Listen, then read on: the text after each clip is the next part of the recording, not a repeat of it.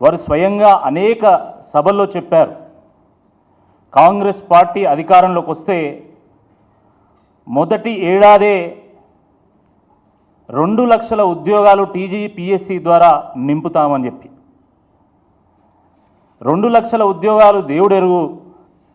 కానీ ఎంతో ప్రతిష్టాత్మకమైనటువంటి టీజీపీఎస్సీ ద్వారా నిర్వహించేటువంటి గ్రూప్ 1 పరీక్షల్లో కనీసం 20,000 పేపర్లు కూడా సరిగ్గా దిద్దలేనటువంటి నేపథ్యంలో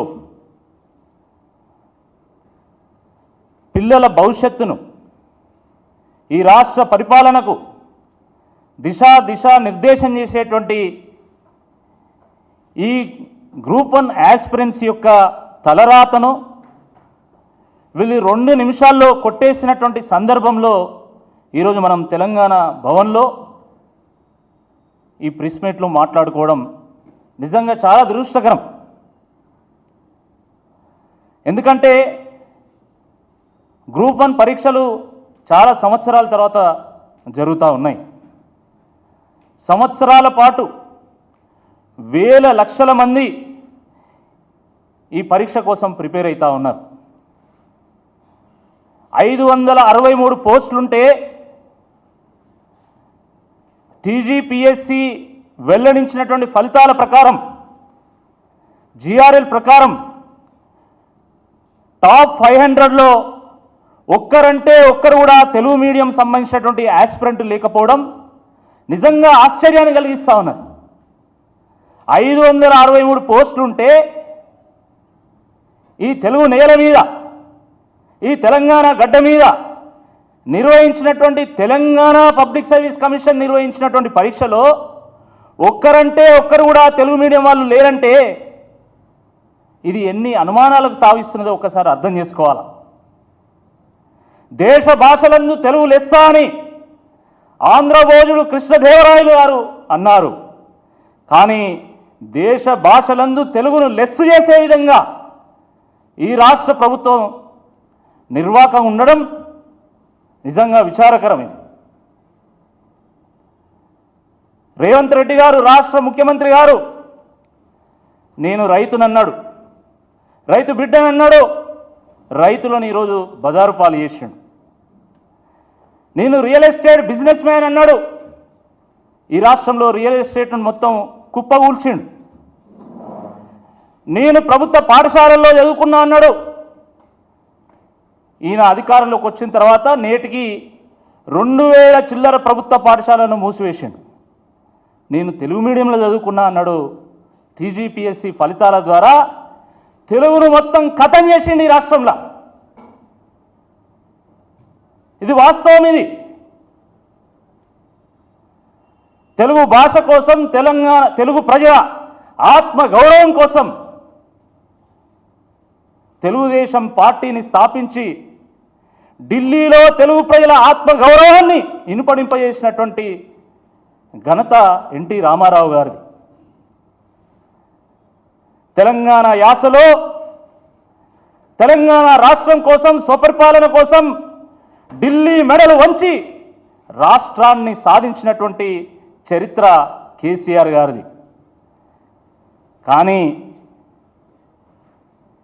తెలుగును మొత్తం ఖతం చేసినటువంటి నేపథ్యం మాత్రం మన రేవంత్ రెడ్డి గారు. ఇది వాస్తవం కాదా అని నేను అడుగుతా ఉన్నా.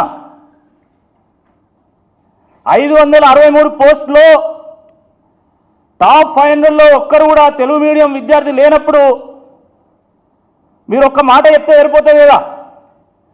తెలుగు మీడియంలో చదువుకున్నోడు ఎవడు కూడా అసలు టీజీపీఎస్సీ పరీక్షలు రాయకండి, మీకు అర్హత లేదు,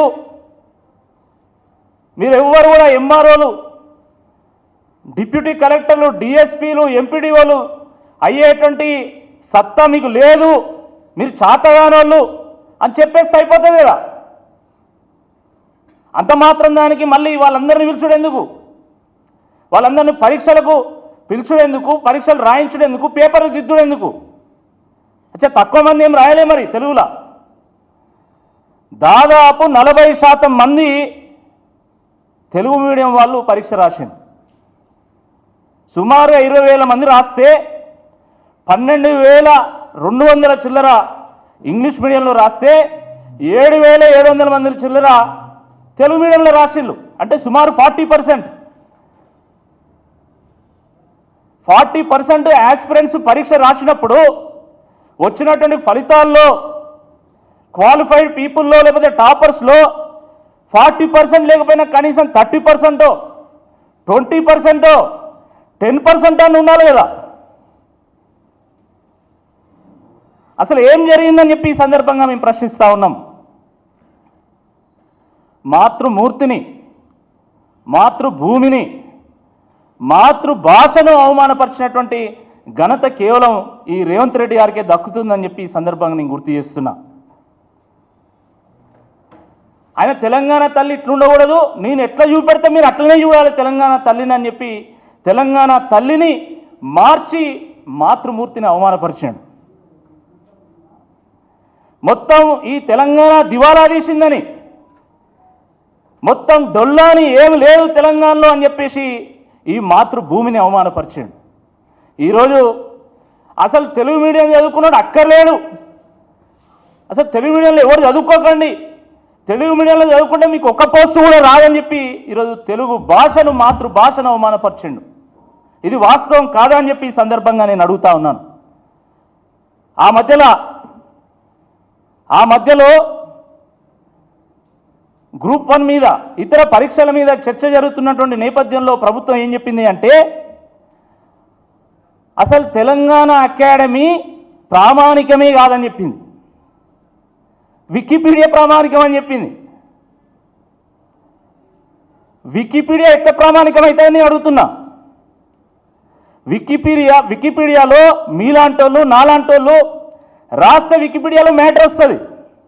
it is an open source, open platform. Anybody can go and right on Wikipedia. When that is the case, how can Wikipedia be the criteria for results, for evaluation? అంటే తెలంగాణ అకాడమీ ప్రామాణికం కాదు, తెలుగు తల్లి ప్రామాణికం కాదు, తెలుగు ప్రామాణికం కాదు, ఇక పోతాంటే తెలంగాణ కూడా ప్రామాణికం కాదు అని ఈ ప్రభుత్వం ఏమైనా అంటదేమో అని చెప్పి ఈరోజు అందరూ భయపడుతున్నారు.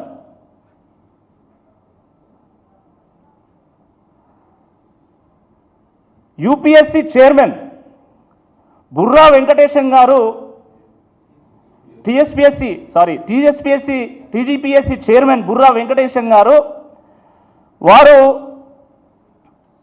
చైర్మన్గా నియమితులు అయిన తర్వాత వారు నేరుగా వెళ్ళి యూపీఎస్సీ చైర్మన్ గారిని కలిశారు. యూపీఎస్సీ స్టాండర్డ్స్లో టీజీపీఎస్సీని తీర్చిదిద్దామని చెప్పారు. నిజంగా అందరం సంతోషపడ్డాం.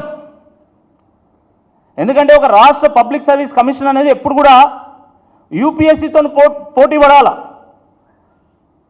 ఆ స్టాండర్డ్స్లో దాని యొక్క పరీక్షలను కానీ ఫలితాలను కానీ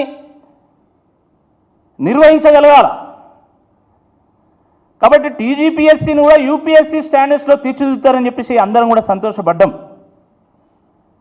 స్వయంగా వారు కూడా ఒక మేధావి, ఒక ప్రభుత్వ పాఠశాలలో తెలుగు మీడియంలో చదువుకొని ఐఏఎస్ అయ్యి ఎంతో గొప్ప పేరు తెచ్చుకున్నారు. కానీ దురదృష్టకరమైనటువంటి విషయం ఏంటంటే వారి నేతృత్వంలో ఈరోజు తెలుగు మీడియం విద్యార్థులకు ఇంత అన్యాయం జరుగుతున్నది. ఇంత అన్యాయం జరుగుతున్నదని అశోక్ నగర్లో, దిల్సుఖ్ నగర్లో, కూకట్పల్లిలో ఉన్నటువంటి ఈ గ్రూప్ 1 ఆస్పిరెంట్స్ అందరూ కూడా నెత్తి నోరు మొత్తుకున్నా కనీసం ప్రధాన పత్రికల్లో కానీ ప్రధాన టీవీ ఛానల్ కానీ ఎక్కడ కూడా దీని గురించి కనీసం వార్త లేదు. కేవలం తెలుగు గురించి కాదు ఈరోజు చర్చ. గ్రూప్ 1 పరీక్ష ఫలితాల్లో అనేక అవకతవకలు జరిగినాయి, ఎన్నో అనుమానాలు ఉన్నాయి. మొత్తం 46 పరీక్షా సెంటర్లలో టీజీపీఎస్సీ గ్రూప్ 1 పరీక్షలు నిర్వహిస్తే కేవలం టాప్ 2 సెంటర్స్లోనే, కేవలం 2 సెంటర్లోనే 74 మంది ఈరోజు టాప్ 500లో ఉన్నారు.